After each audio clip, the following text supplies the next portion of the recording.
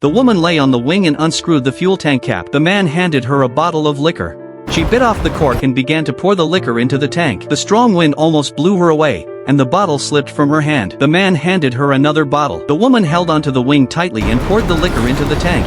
The fuel level rose. The man gave her another bottle. She bit off the cork again and kept pouring. The fuel level reached 10%. The man pulled out the last bottle. Suddenly, the plane shook, and the final bottle shattered. The woman began crawling back. She climbed from the top of the plane to the side and finally returned to the cockpit. There was only 15% of fuel left. They had to land soon. The man said he had seen a small island. Maybe they could land there. The radio still had no signal.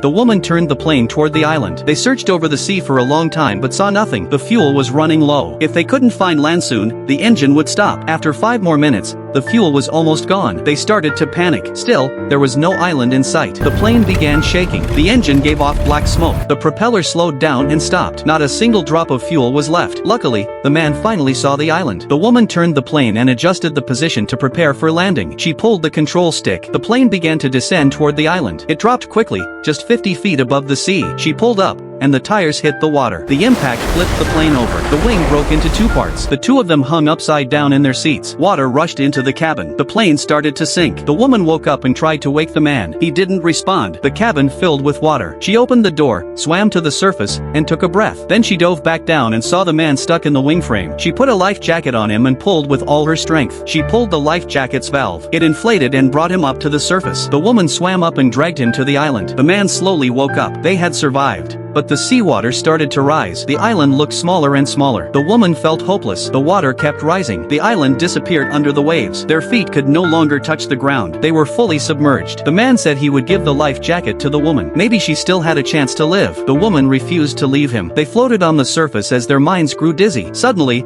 a fishing boat appeared. Fate had mercy on them. The boat rescued them both.